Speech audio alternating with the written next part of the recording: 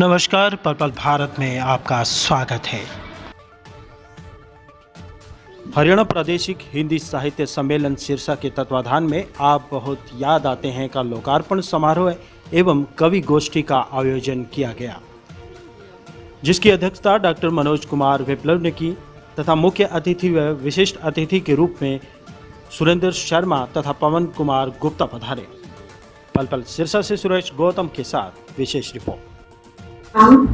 मैं अपने पापा की एक कविता जिसका शीर्षक है रविवार की छुट्टी, जो मुझे बहुत बेहद पसंद आई, मैं उसको पढ़ना चाहूंगी।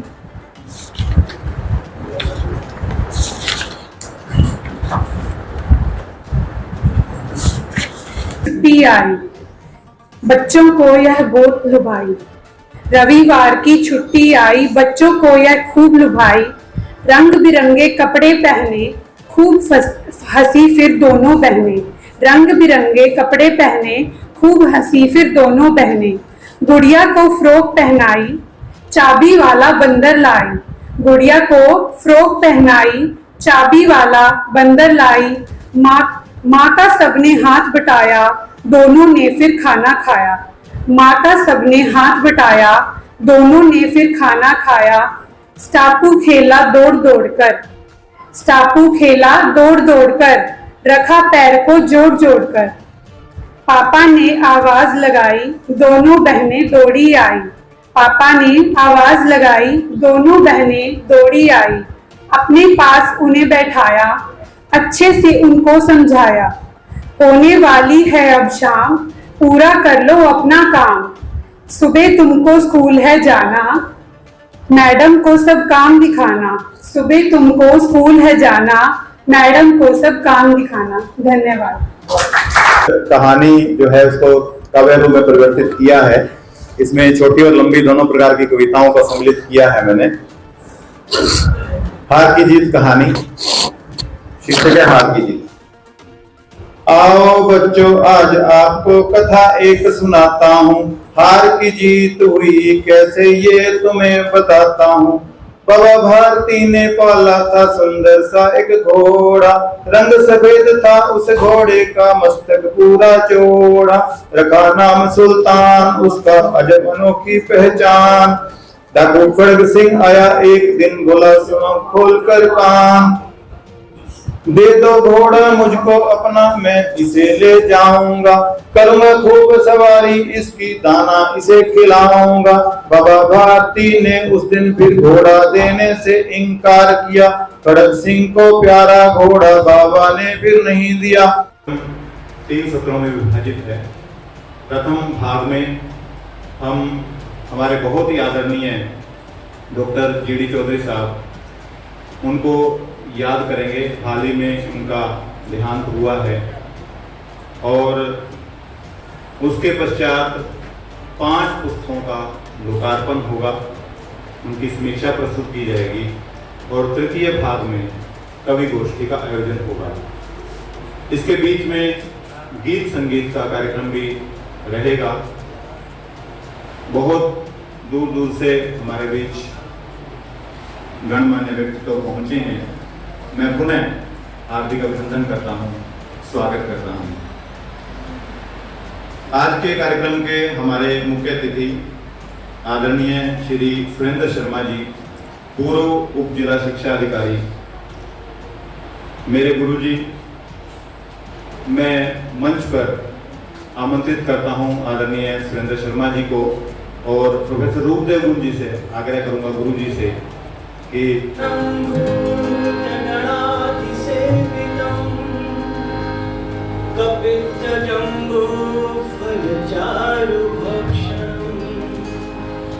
उमासुतं शोक विनाशिकारकं नमामि गणेश्वर पादपङ्कजं। यं ब्रह्मा वरुणेन्द्र रुद्रमरुता स्तुवन्ति दिव्यैस्तवैः। वेदैः साङ्गपदक्रमोपनिषदैः गायन्ति यं सामगाः।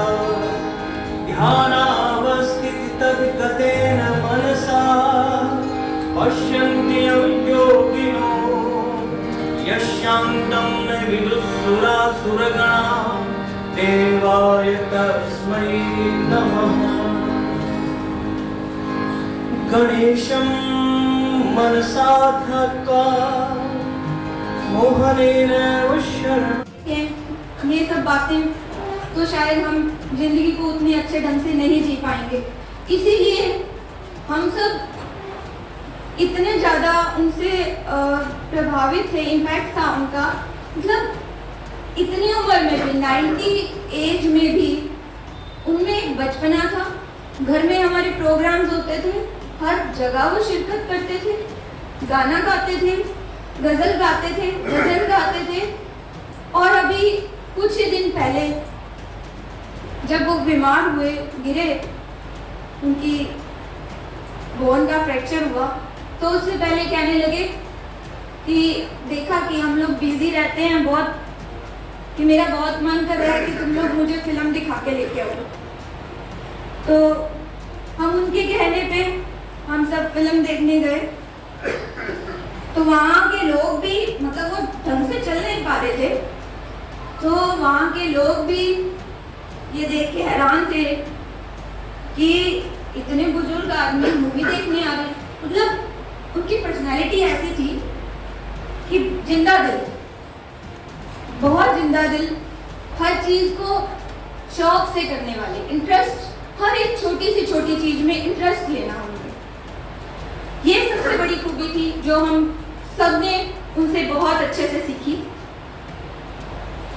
एक उनकी एक बात मुझे और जो सीखे अब याद आती हैं, जो वो कहा करते थे कि जब भी मैं दुखी होती थी तो मुझे कहते थे कि जो तुम चाहती हो ना वो जरूर पूरा होगा। कैसे पूरा होगा? सुबह उठो, डेली एक पिक्चर इमेजिन करो, बहुत बड़ी एक पिक्चर इमेजिन करो, जो तुम सोचना या जो भी तुम्हारी इच्छा है, तुम करना चाहती हो या उसको प्राप्त करना चाहती हो, छोटे नहीं। उनकी लिखी हुई बात याद आती है, वक्त के कदरदां यूं ही वक्त जाया नहीं करते, वक्त के कदरदां यूं ही वक्त जाया नहीं करते, जो हो जाती है गलती उसको दोहराया नहीं करते, जिनका बड़े मकसद को पा लेना ही मकसद हो,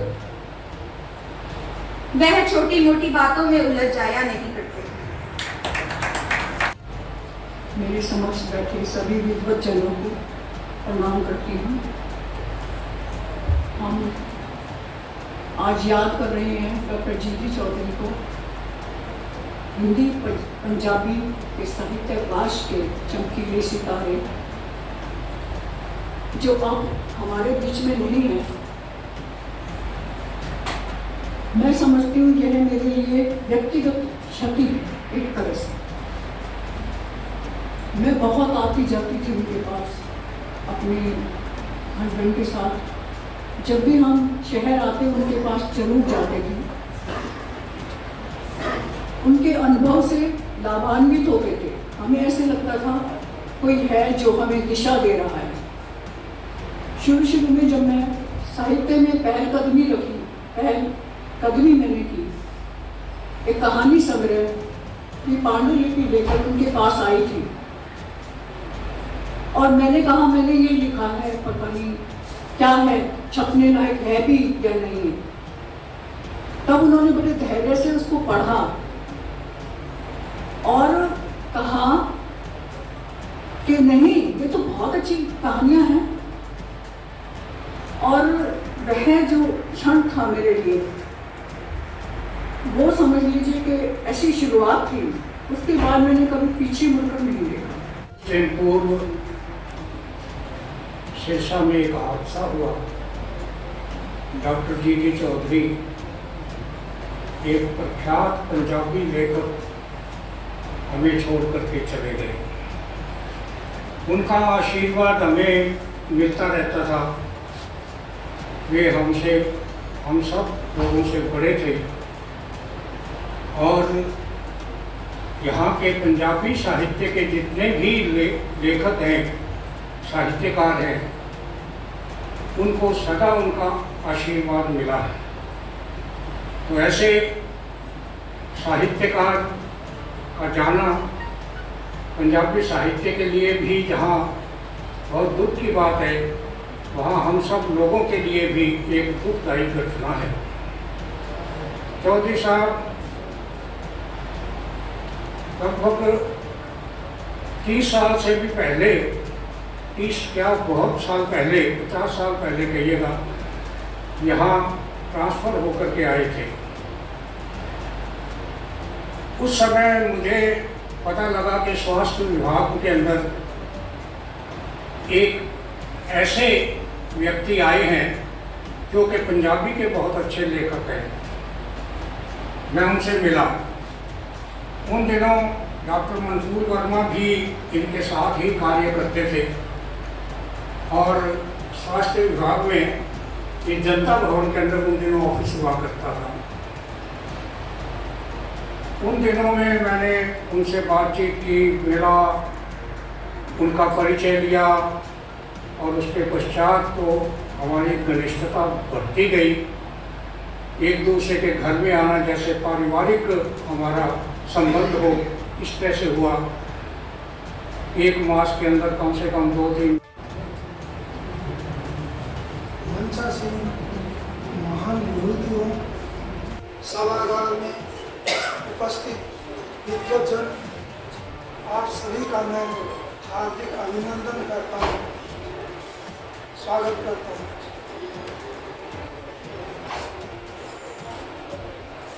जी.डी. चौधरी जी को विनम्र श्रद्धांजलि अर्पित करता हुआ समीक्षा प्रस्तुत करता हूँ।